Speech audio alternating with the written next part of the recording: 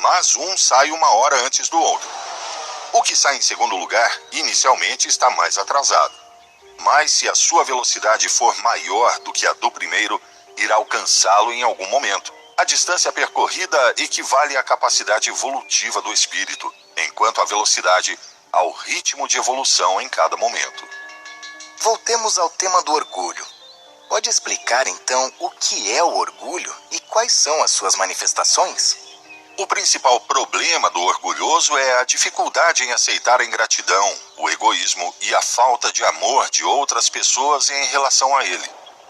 Sobretudo, se estabeleceu vínculos afetivos com elas. Mesmo que o orgulhoso seja capaz de gostar dos que gostam dele, ainda demonstra dificuldade em gostar de quem não gosta dele. Por isso, o orgulhoso resiste a aceitar as pessoas queridas conforme são, com as suas virtudes, mas, sobretudo, com seus defeitos. O orgulhoso tem grande dificuldade em admitir que pode estar errado nas suas ideias. Custa aceitar o amor não correspondido, significando que há pessoas que, não importa o quanto se goste deles, persistem nas suas atitudes egoístas, sobretudo quando isso se verifica com familiares muito chegados, como os pais, os irmãos, cônjuges, os filhos, etc. Espera alguma mudança delas a partir dos esforços que ele mesmo emprega para que mudem e fica desesperado, deprimido ou raivoso se, quando, apesar disso, não consegue. É capaz de se deixar cativar por quem expresse um pequeno gesto de carinho. Mas quando descobre que está sendo manipulado por determinadas pessoas, fica fortemente enraivecido, o que pode despertar rancor em relação a elas. Ainda que aparentemente não procure recompensa pelo que faz, ainda lida mal com a ingratidão, como quando coloca sua melhor vontade em ajudar alguém e recebe desaforos em troca. Por isso, as manifestações de orgulho desencadeiam-se quando o orgulhoso sofre algum episódio de ingratidão ou desamor. Em face das contrariedades e das feridas nos seus sentimentos, reage fechando-se em si mesmo, isolando-se das relações humanas. Desperta nele então a ira, a raiva, a impotência, a obstinação, o medo, a culpabilidade. Tem tendência para ocultar os seus sentimentos e emoções, medo de exprimir o que sente por temor de ser ferido nos seus sentimentos mais profundos. Por um lado, reprime os sentimentos negativos porque não quer ser digno de compaixão, nem que os outros o vejam como fraco e aproveitem a sua fragilidade para lhe causar danos. Por outro, reprime os sentimentos positivos porque não quer despertar a inveja nas pessoas vaidosas e que poderão tentar prejudicar. A tendência para reprimir os sentimentos positivos os fará sentirem-se tristes. A tendência para se reprimir e ocultar estados de ânimo negativos, a sofrer em silêncio, pode fazê-los explodir de raiva e ira em momentos pontuais, de que depois se sentem culpados. A desconfiança nos outros e julgar-se autossuficiente para tratar qualquer problema são as atitudes que mais o isolam dos outros. Qual é a manifestação mais nociva do orgulho?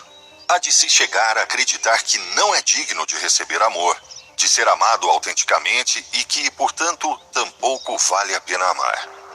Esta é a atitude que mais o leva a se fechar e que pode transformá-lo em alguém reservado, apático, tímido, triste, melancólico, irritadiço e sem vontade de viver. Se dissemos antes que o vaidoso não é capaz de apreciar quando é amado, o orgulhoso não permite que o amem. Assim, seja por uma razão ou por outra, o resultado é que, por culpa desses defeitos, a pessoa, ainda que esteja sendo amada, não se sente amada. O vaidoso, mais do que aceitar sentimentos, está dependente de que satisfaçam seu egoísmo. O orgulhoso, porque ao fechar-se para evitar que o machuquem, se recusa a receber qualquer demonstração de afeto. Pode acontecer que desde a infância tenha tido de fazer alguma coisa para que ganhe um pouco de atenção e por isso se autoconvenceu de que isso é o máximo que pode conseguir, que ninguém o quer da forma que é. E o que acontece então? Que quando chega alguém disposto a amá-lo da forma que ele deseja, incondicionalmente, como é e não pelo que faz, ele se assusta e se esconde em si mesmo. Ou simplesmente o rejeita porque não é capaz de acreditar nisso. Não posso acreditar que alguém me queira que não seja para se aproveitar de mim. Certamente há algum engano. Certamente, se me abrir para receber, levarei uma grande facada e ainda sofrerei mais. Não vale a pena. E então, o orgulhoso, ainda que tenha o que necessita para começar sendo feliz, e é capaz de apreciar isso, o rejeita. Então sofre por não querer sofrer, por não querer lutar pelos seus sentimentos. E o que se pode fazer para vencer o orgulho?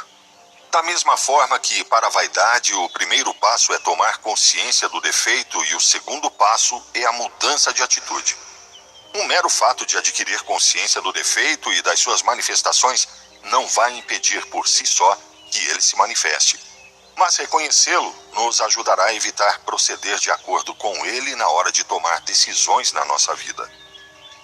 Se tomarmos essas decisões daqui para frente, em função do que os sentimentos nos ditam, o defeito irá enfraquecendo gradualmente, até que, finalmente, será vencido.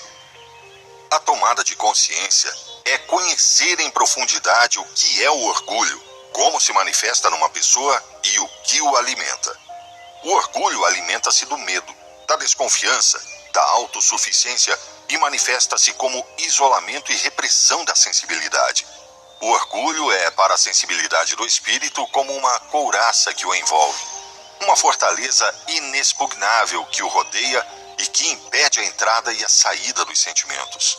Portanto, deve lutar para destruir essa couraça.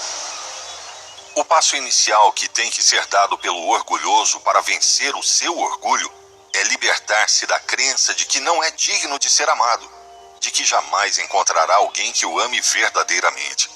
Quem procura o amor verdadeiro e correspondido o encontra mais cedo ou mais tarde, porque os espíritos que são semelhantes tendem a se procurar e se reconhecem quando se encontram.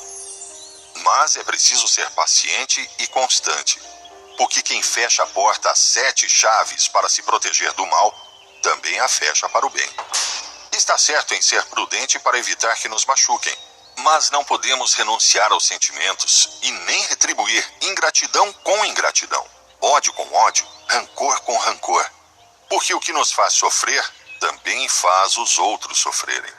E quem estiver mais consciente do sofrimento por ter mais sensibilidade é mais responsável quando o provoca do que quem o gera inconscientemente. Já os disse e repito, não estão sós. Todos, absolutamente todos, são amados profundamente por Deus. Pelo seu guia, por uma multidão de seres espirituais e amigos, a sua família espiritual, encarnados ou desencarnados. E ainda mais, cada um de vocês tem uma alma gêmea, uma metade da laranja, através da qual sentirão o despertar do amor puro e incondicional. Apenas falta tomarem consciência disso. Também precisa aprender a suportar melhor a ingratidão dos que o prejudicam, porque tem a capacidade para compreender os que não compreendem, e é importante lembrar que também já esteve na mesma situação. Ao mesmo tempo, deve perder o medo de ser ele mesmo. Tem de se libertar das armadilhas lançadas por aqueles que dizem que gostam dele, mas que atuam com a intenção de dominá-lo. Mas tampouco deve tomar o caminho contrário, quer dizer, isolar-se das relações humanas pelo medo de sofrer. Não há nada de errado em desejar ser amado, mas é preciso saber que nem todos têm a mesma capacidade de amar, e não devemos exigir dos que são próximos ou simplesmente convivem diariamente conosco que gostem de nós ou nos respeitem com a mesma intensidade que nós gostamos deles ou respeitamos, apenas porque gostaríamos de ser correspondidos. Porque